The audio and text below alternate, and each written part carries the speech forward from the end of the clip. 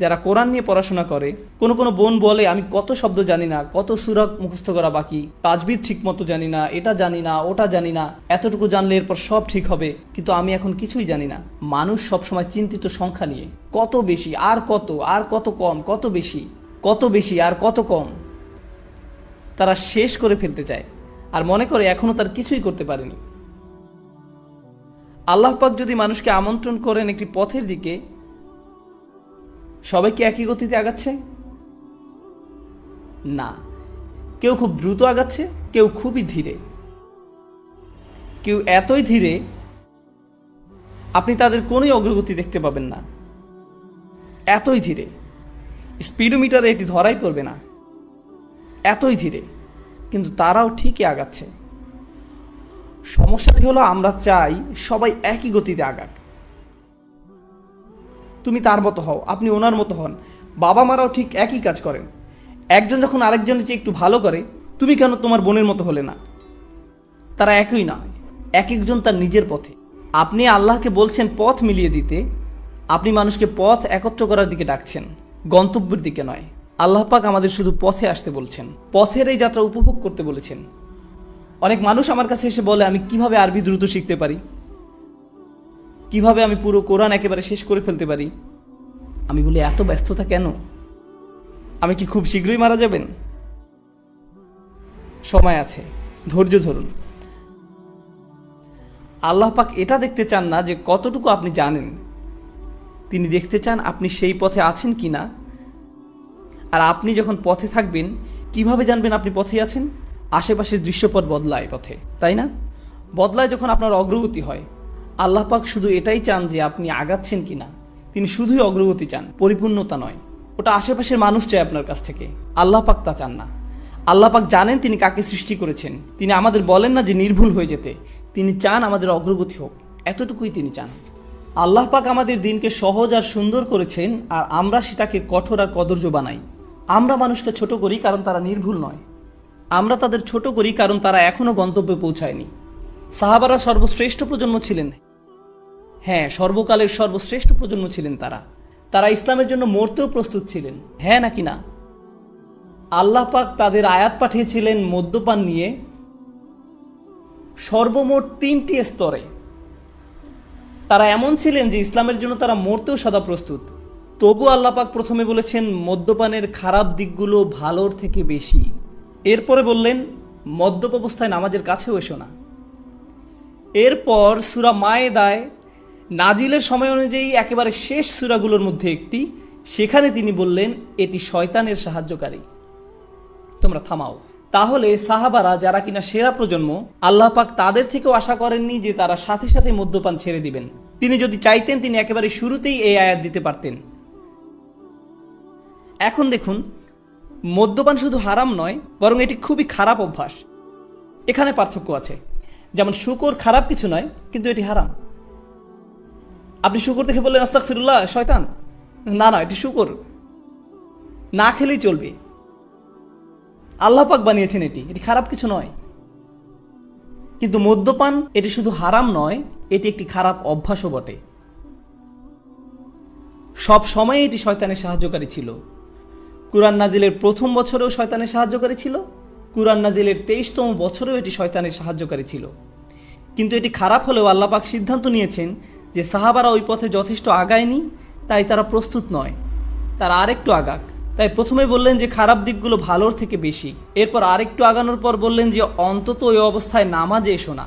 তারপর একটা সময় পরে তিনি বললেন হ্যাঁ, এখন তোমরা প্রস্তুত, এখন থামো। সর্বশ্রেষ্ঠ প্রজন্মকেও আল্লাহ পাক সময় দিয়েছেন অনেক এই পথে অগ্রসরের জন্য। আর আমরা কি করি? আজকে যদি একজন মদ্যপ ব্যক্তি মসজিদে আসে, একেবারে মদ্যপ, কয়েকটি বিয়ার খেয়েছে সে, বেশ দূরে থেকেও আপনি গন্ধ পাচ্ছেন, এসে ঢুলতে ঢুলতে বললো আমি নামাজ পড়তে চাই।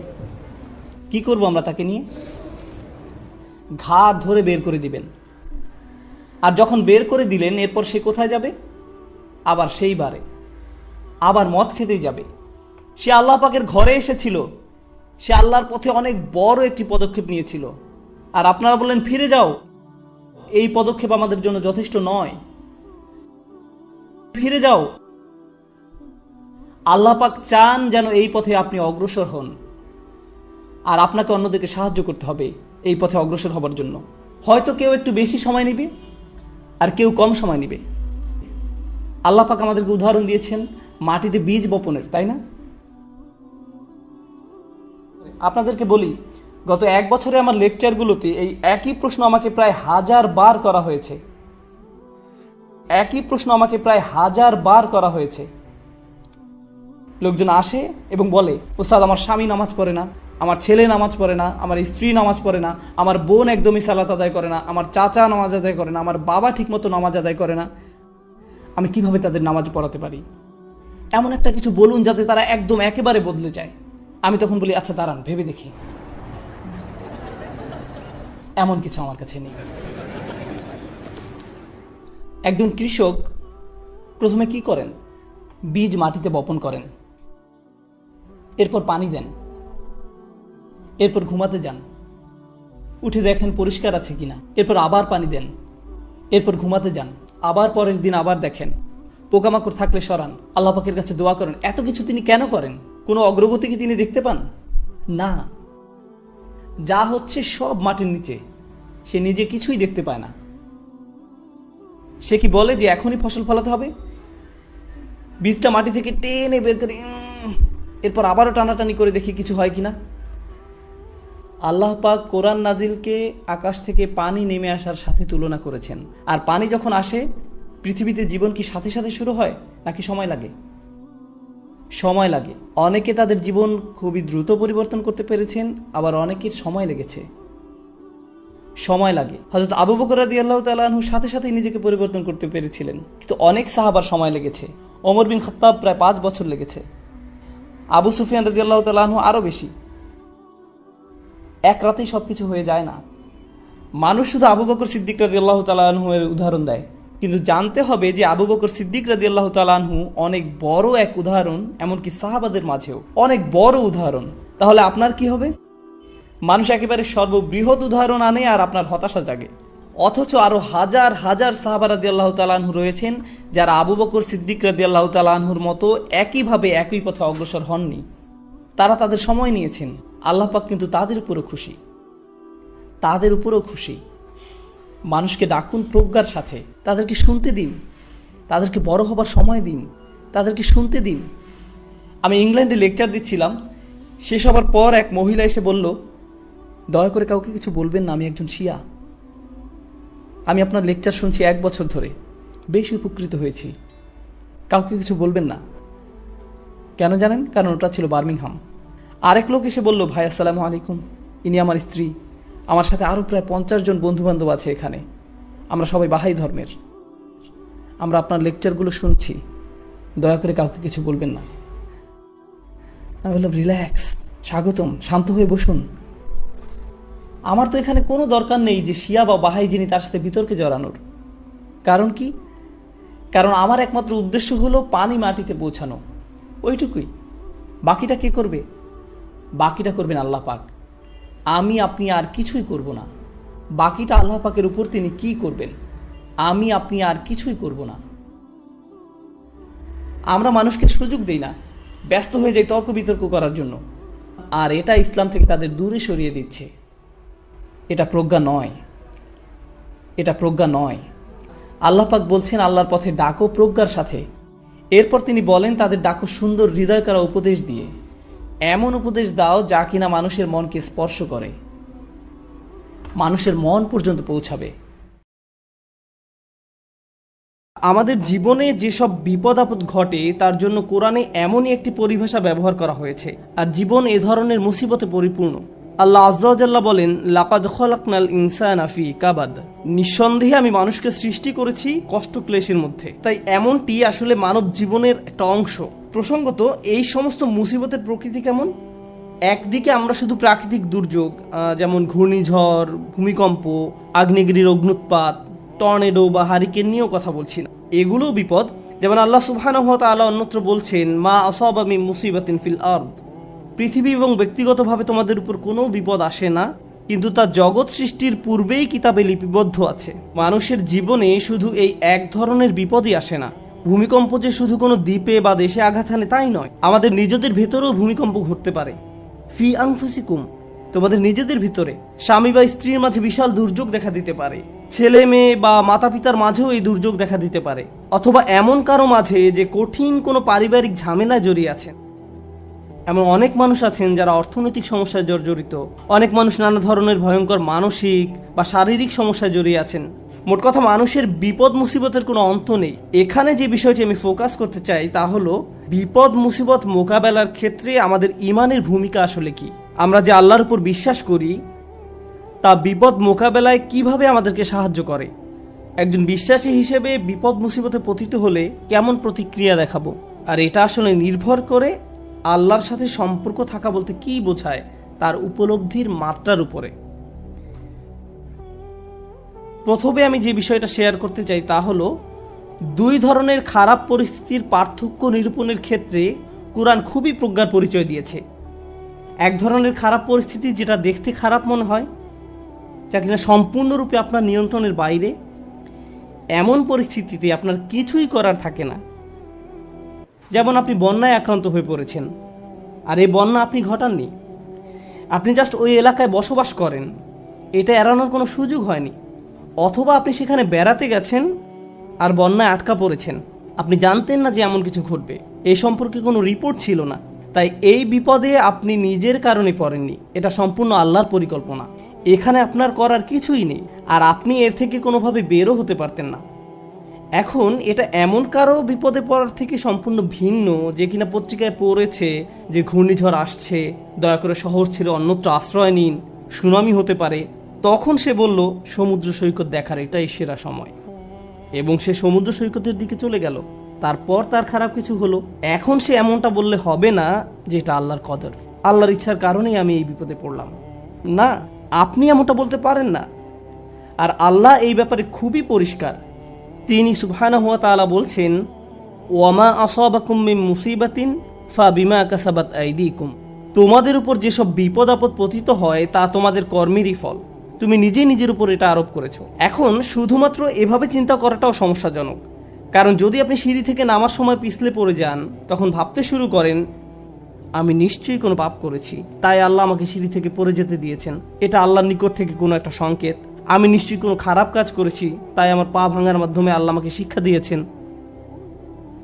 আপনি নিজের মতো করে ঘটে যাওয়া ঘটনাগুলোকে বিশ্লেষণ করতে থাকেন, আপনি অদৃশ্য কার্যকরণ কজ অ্যান্ড ইফেক্ট নিয়ে ভাবতে শুরু করেন, আর এই ধরনের চিন্তা চরম পর্যায়ে চলে যেতে পারে। তো এইখানে আমি যে বিষয়টিতে জোর দিতে চাই তা হলো আল্লাহর উপর বিশ্বাসীরা দুই ধরনের এক্সট্রিম পর্যায়ে চলে যেতে পারেন। একটি এক্সট্রিম পর্যায়ে হলো সব কিছুই আল্লাহর ইচ্ছায় ঘটছে, আমার এখানে করার কিছুই নেই, যাই ঘটুক না কেন আপনি আমাকে দোষ দিতে পারেন না, এটা আল্লাহর কদর। মা আসাবাকুম মিন মুসিবাতিন ফাবিইذনিল্লাহ। আল্লাহর নির্দেশ ব্যতিরেকে কোনো বিপদ আসে না। তিনি সূরা তাগাবুনে এই কথা বলেই দিয়েছেন, তিনি সরাসরি এই কথা বলেছেন, এটা আল্লাহর অনুমতিতেই ঘটে, আল্লাহর পরিকল্পনা এমনই ছিল, এখানে আমার করার কি আছে। এখন কোনো ছাত্র যদি কোনো পড়ালেখা না করে, স্কুলের কোনো অ্যাসাইনমেন্ট জমা না দেয়, তারপর পরীক্ষা ফেল করে এবং তার ফলে তাকে স্কুল থেকে বহিষ্কৃত হতে হয়, আর যদি সে জবাবে বলে এটা আল্লাহর কদর, আমার কি করার আছে। আর দ্বিতীয় এক্সট্রিম পর্যায়টি হলো এমন অনেক বিশ্বাসী আছেন যারা সব কিছুর জন্য নিজেকে দোষ দেন। আল্লাহ আমাকে এত সব বিপদে ফেলেছেন কারণ আমি খুবই খারাপ একজন মানুষ। বিষয়টা নিজ থেকে না ঘটলেও অনেক সময় আশপাশের অজ্ঞ মানুষরা, এমনকি পরিবার থেকেও হতে পারে, তারা এসে আপনাকে বলে জানো কেন এটা ঘটলো, কারণ তুমি একজন খারাপ কন্যা। কেন এটা ঘটেছে জানো, কারণ তুমি একজন খারাপ পুত্র। কেন এটা ঘটলো, কারণ তুমি তোমার শ্বশুরবাড়ির লোকজনের সাথে ভালো আচরণ করো না। না, ট্রাক আমাকে আঘাত করেছে কারণ ট্রাক ড্রাইভার ট্রাফিক সিগন্যাল মানেনি। আমি আমার স্ত্রী বা অন্য কারোর সাথে ঝগড়া করার কারণে এমনটি ঘটেনি। এভাবে অন্য মানুষরা এসে আপনাকে বলবে অমুক অমুক কারণে আল্লাহ তোমাকে বিপদে ফেলেছেন, অমুক কারণে আল্লাহ তোমাকে বিপদে ফেলেছেন। মনে হয় যেন অদৃশ্য জগৎ থেকে তারা কোনো ইমেইল পেয়েছে যে অমুক অমুক কারণে এমনটি ঘটেছে, কজ অ্যান্ড ইফেক্ট। তো এই রকমের দুই ধরনের এক্সট্রিম চিন্তা পদ্ধতি আছে। এখন কোরআন কি করে? কোরআন সবকিছুর মতো এখানেও ভারসাম্য দান করে। প্রসঙ্গত এই ভারসাম্যপূর্ণ উপলব্ধি যদি আপনার না থাকে, জীবনের অনেক কিছুই তাহলে মেলাতে পারবেন না। কোরআনের এই কথায় আলা বিযিকরিল্লাহি তাতমাইন্নুল কুলুব, আল্লাহর জিকির দ্বারা অন্তরসমূহ শান্তি লাভ করে, এটা অন্য একটা অর্থ দান করে। প্রকৃতপক্ষে আল্লাহর চূড়ান্ত জিকির তথা জিক্রুল্লাহ হলো আল্লাহর কিতাব। আর আল্লাহর কিতাব, তাই আমি যুক্তি দেখাবো, আপনি যদি জীবনের সমস্যাগুলোকে কোরআনের আলোকে বুঝতে ব্যর্থ হন, তাহলে সুবহানাল্লাহ, আলহামদুলিল্লাহ জিকির করা সত্ত্বেও আপনার অন্তরে প্রশান্তি পাবেন না। আপনি যদি আন্তরিক হন, ইনশাআল্লাহ প্রশান্তি পাবেন। কিন্তু এখানে উদ্দেশ্য হলো এই ব্যাপারটা সঠিকভাবে উপলব্ধি করা যে আল্লাহ কিভাবে আমাদের সাথে আচরণ করেন। তাই আমি এই সম্পর্কে আপনাদের সাথে কিছু কথা শেয়ার করতে চাই। এখন নিজেকে দোষ দেওয়ার ক্ষেত্রে কোন জায়গায় আমরা দাগ টানবো, কিভাবে বুঝবো যে এটা আল্লাহর পক্ষ থেকে আর এটা আমার দোষ? এই দাগটা আপনি কোথায় টানবেন? বস্তুগত জগতে এটা বোঝা খুবই সহজ। বস্তুগত জগৎ বলতে আমি কি বোঝাচ্ছি, যেমন আমার গাড়িতে যদি আমি গ্যাসোলিন দেওয়ার পরিবর্তে পানি দেই, তারপর এটা না চলে, তখন পরিষ্কারভাবে আমি বলতে পারি না যে এটা আল্লাহর পরিকল্পনা। অথবা আপনি যদি সবসময় জাঙ্ক ফুড খেতে থাকেন, মিষ্টি জাতীয় খাবার সবসময় খেতে থাকেন, তারপর ৪৫ বছর বয়সে ডায়াবেটিসে আক্রান্ত হন, তখন আপনি বলতে পারেন না, ইয়া আল্লাহ, আমি কি বিপদে পড়ে গেলাম, এটা আল্লাহর পক্ষ থেকে পরীক্ষা। না, এটা আপনার মন্দ খাদ্যাভ্যাসের পরীক্ষা। আপনি শশা না খেয়ে সুইস রোল খেতেন, বা এরকম যাই খেতেন না কেন, আপনি জাঙ্ক ফুড খেতেন, তাই এমনটা ঘটেছে। সুতরাং বস্তুগত জগতে কমন সেন্স দিয়ে সবাই কারণ এবং ফলাফল বুঝতে পারে। নৈতিক জগতে আপনি সালাত মিস করলেন কারণ দেরিতে ঘুম থেকে জেগেছেন, ফজর নামাজ পড়তে পারেননি, এখন দেরিতে পড়েছেন। একই দিনে আপনার একটা চাকরির ইন্টারভিউ ছিল, ইন্টারভিউ ভালো হয়নি, তখন আপনি ভাবতে থাকলেন এমনটি ঘটেছে কারণ আমি সালাত মিস করেছি। এখন এর উত্তর হলো, সালাত মিস করার কারণে এমনটি হতে পারে, আবার নাও হতে পারে। নিশ্চিত করে জানার কোনো উপায় নেই। আপনি বা অন্য কারো পক্ষে এর আসল কারণ জানা কখনোই সম্ভব না। কিন্তু যে জিনিসটি আপনাকে সাহায্য করবে তা হলো, আল্লাহ বলছেন, আমি আমার বান্দার নিকট তেমন যেমনটি সে আমার সম্পর্কে ধারণা করে। আপনি যদি ধারণা করেন নামাজ মিস করার কারণে আল্লাহ আপনার উপর প্রতিশোধ নিয়েছেন, তাহলে আপনার নিকট আল্লাহ তেমনই। কিন্তু আপনি যদি এভাবে চিন্তা করেন যে আমি আমার যথাসাধ্য চেষ্টা করেছি, ইন্টারভিউতে ভালো উত্তর দিয়েছি, এটা সম্ভবত আমার জন্য ভালো চাকরি নয়, যদি ভালো চাকরি হতো তাহলে আল্লাহ আমার জন্য এর ব্যবস্থা করে দিতেন। এখন আপনার যদি এই দৃষ্টিভঙ্গি থাকে, তাহলে আপনার সকল ভুল ত্রুটি সত্ত্বেও আল্লাহ আপনার নিকট তেমনই। আমাদের দায়িত্ব হলো যখন আমরা ভুল করি তখন ইস্তেগফার করা। আল্লাহর প্রতিশোধের জন্য অপেক্ষা করা আমাদের কাজ নয়। ব্যাপারটা বুঝতে চেষ্টা করুন। আমাদের কাজ এটা নয় যে আমি তো পাপ করে ফেলেছি, এখন আল্লাহ কোনো না কোনোভাবে আমাকে শাস্তি দিবেন। এজন্যই আল্লাহ বলছেন, অমা আসাবাকুম মিন মুসিবাতিন ফাবিমা কাসাবাত আইদিকুম, তোমাদের উপর যেসব বিপদ আপদ পতিত হয় তা তোমাদের কর্মেরই ফল। তোমরাই তোমাদের দুই হাতে এটা অর্জন করেছো, তুমি নিজেই নিজের জন্য এটা ক্রয় করেছো। এমনকি আধ্যাত্মিক জগতেও আমাদের কর্মের কারণে আমাদের উপর বিভিন্ন বিপদ আপদ পতিত হতে পারে। যেমন আপনি যদি ক্রমাগত মাতা পিতার সাথে খারাপ আচরণ করতে থাকেন এবং আপনার উপর কোনো মুসিবত আরোপিত হয়, এতে সম্ভবত কোনো কানেকশন রয়েছে। এই সমস্ত ক্ষেত্রে আল্লাহ কি করেন? ওয়ায়াফু আন কাসীর, এবং তিনি তোমাদের গুনাহ ক্ষমা করে দেন। বস্তুগত জগতে আপনি যদি 2 তলার ছাদ থেকে লাফ দেন, ফলাফল ভোগ করতে হবে। আল্লাহ বলবেন না যে এইবার আমি তোমার পা ভাঙবো না, না না, যা ঘটার তা ঘটবে। আগুনে যদি হাত রাখেন তা পোড়া যাবেই। আল্লাহ বলবেন না যে তুমি তো আজকে ফজর নামাজ পড়েছো, তোমার হাত পুড়বে না, এমনটা ঘটবে না। কিন্তু যখন আধ্যাত্মিক জগতের কথা আসে, তিনি বলছেন ওয়ায়াফু আন কাসীর, তিনি সাথে সাথেই প্রতিশোধ নেন না। আল্লাহ এভাবেই আমাদের সাথে আচরণ করেন, ওয়ায়াফু আন কাসীর। এই ব্যাপারটা আমাদের মনের মাঝে গেঁথে নিতে হবে। যে কারণে আমি আজ এই আলোচনা সূত্রপাত করলাম তা হলো, আমাদের উম্মায় প্রতিদিন যে আধ্যাত্মিক অপরাধটি সংঘটিত হয়, তা হয় একজন স্নেহের মানুষের হাতে অন্য একজন স্নেহের মানুষের, পিতামাতা, স্বামী স্ত্রী। কখনো কখনো আমরা আমাদের স্নেহের মানুষদের সবচেয়ে জঘন্য কথাটা বলে বসি। মাঝে মাঝে আমরা সেসব কথা বলে আল্লাহর নামে। তুমি যা করছো তার জন্য আল্লাহ তোমাকে শাস্তি দেবেন, একদিন তোমাকে বিচারের কাঠগড়ায় দাঁড়াতে হবে। তুমি যা করছো তা আল্লাহ কোনোদিন ক্ষমা করবেন না। মা তার সন্তানকে এভাবে বলে, স্ত্রী স্বামীকে বলে, ভাই বোন একে অপরকে বলে। মনে হয় যেন আল্লাহ কোনো রাগান্বিত অস্ত্র যা আপনি যে কোনো সময় প্রয়োগ করতে পারেন। কারণ কারো উপরে আপনি অসন্তুষ্ট, তাই আল্লাহ অবশ্যই তার উপর অসন্তুষ্ট। এবং আপনি এভাবে আল্লাহকে ব্যবহার করতে পারেন, এটা আমাদের স্থান নয়। অনেক মানুষের ক্ষেত্রে তারা এই ধরনের কথা এত বেশিবার শুনেছে যে তারা আল্লাহর নিকট থেকে অনেক দূরে সরে গিয়েছে। তারা তাদের প্রিয় মানুষগুলোর কাছ থেকে এমন কথা শুনেছে। একটা শিশু তার মা বাবার কাছ থেকে এমন কথা সব সময় শুনে এসেছে, নামাজ না পড়লে আল্লাহ তোমাকে শাস্তি দেবেন, নামাজ না পড়লে আল্লাহ তোমাকে শাস্তি দেবেন, এই বিস্কুট খাওয়ার কারণে আল্লাহ খুবই রাগান্বিত, সব সময় আল্লাহ রাগ করবেন, আল্লাহ রাগ করবেন, আল্লাহ রাগ করবেন। এই ছেলেটি যখন 16-17 বছর বয়সে পৌঁছায়, সে আল্লাহর সাথে তখন আর কোনো সম্পর্ক রাখে না। যখন সে শুনে আল্লাহ দয়ালু, ক্ষমাশীল, তার তখন এই কথা বিশ্বাস করতে কষ্ট হয়। কারণ আল্লাহ সুবহানাহু ওয়া তাআলা সম্পর্কে এমন ধারণা নিয়ে সে বড় হয়নি। তার কাছে মনে হয় প্রতিবার সে আল্লাহর কারণেই সমস্যায় পতিত হয়েছে। তারপর এই পিতামাতাই বলেন, আমরা তো এই ছেলেকে ছোটবেলা থেকেই ইসলাম শিখাচ্ছি, আমি জানি না কেন সে ইসলাম থেকে দূরে সরে যাচ্ছে। কিন্তু কোন আল্লাহ সম্পর্কে আপনি তাকে শিক্ষা দিয়েছেন? একজন রাগান্বিত আল্লাহ, এমন আল্লাহ যিনি শুধু শাস্তিই দিতে চান, অথচ আল্লাহ বলছেন মা ইয়াফআলুল্লাহু বিআযাবিকুম, তোমাদের শাস্তি দিয়ে আল্লাহ কি করবেন? আল্লাহ নিজেই এই কথা বলছেন, তোমাদের পিছনে লেগে আল্লাহ কি করবেন? তাই মানুষ খারাপ পরিস্থিতিতে পড়লেই মনে করে আল্লাহ তাদের শাস্তি দিচ্ছেন, আল্লাহ তাদের কষ্ট দিচ্ছেন। তার এমন পরিস্থিতি আল্লাহ তৈরি করেছেন, আল্লাহ তাদের কষ্ট দিচ্ছেন। আমার এক কলিগ আমাকে একটা কথা মনে করিয়ে দিয়েছিলেন। মালয়েশিয়া আসার সময় কোত্থেকে হঠাৎ করে, এমনটা আগে কখনো হয়নি, আমার টনসিলে ব্যাকটেরিয়ার আক্রমণ ঘটে। এটা এমনভাবে ফুলে গিয়েছিল যে আমার গলার অর্ধেকটা ব্লক হয়ে গিয়েছিল। আমার কাছে মনে হয়েছিল একটি নাকের ছিদ্র বন্ধ হয়ে আমি যেন ডুবে যাচ্ছি।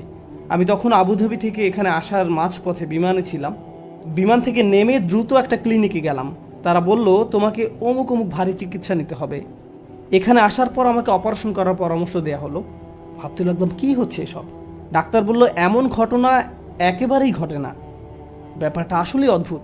আমার 30 বছরের ক্যারিয়ারে শুধু আরও একবার এমন ঘটনা দেখেছি। তো আমি হাসপাতালের বেডে শুয়ে আছি আর অপারেশনের জন্য অপেক্ষা করছি। তখন আমার এক কলিগ আমাকে মনে করিয়ে দিল যে এই মুহূর্তে তোমার জন্য এটাই শ্রেষ্ঠ জায়গা। এই মুহূর্তে হাসপাতালের এই বিছানাই তোমার জন্য সর্বোত্তম জায়গা। এটাই তোমার জন্য আল্লাহর পরিকল্পনা। আমি ভাবতে লাগলাম, আমাকে অমুক অমুক প্রোগ্রাম বাতিল করতে হবে, অমুক অমুক জায়গায় যেতে পারবো না, পরিস্থিতি কিভাবে মোকাবেলা করব, অমুক ক্যালেন্ডার, অমুক মিটিংয়ের কি হবে। এত দূর থেকে আসলাম প্রোগ্রামগুলো করার জন্য। তারপর হঠাৎ করে আমার কলিগের এই কথা আমার সব কিছু শান্ত করে দিল। হ্যাঁ, এখানেই আমার থাকার কথা, এর চেয়ে ভালো কোনো জায়গা হতে পারে না।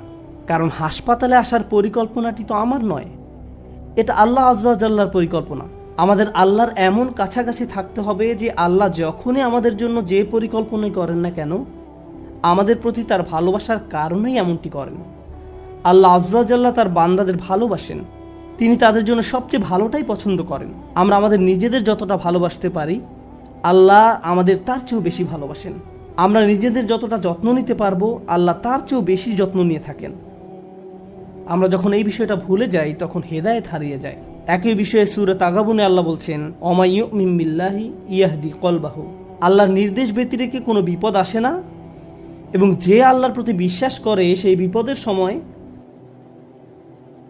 কারণ আপনি তো এমনিতেই আল্লাহকে বিশ্বাস করেন, যখন মুসিবতে পড়েন কেবল তখনই প্রশ্ন করতে শুরু করেন, আল্লাহ কেন আমার সাথে এমনটি করছেন। ঠিক সে সময়ের জন্য আল্লাহ ওমা ইউমিন বিল্লাহ এই বাক্যটা ব্যবহার করেছেন।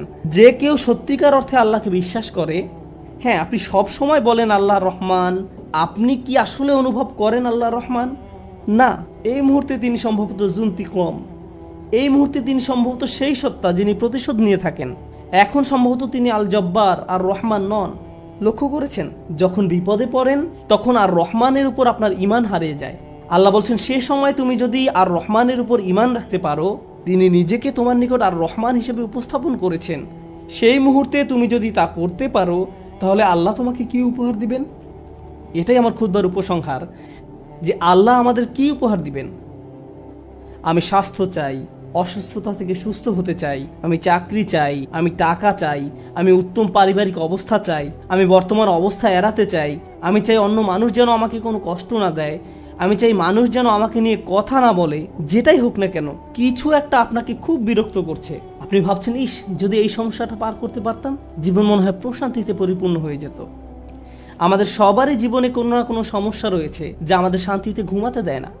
আর আমরা ভাবতে থাকি, ওহ ভাই, যদি এই সমস্যাটা চলে যেত অনেক ভালো থাকতাম।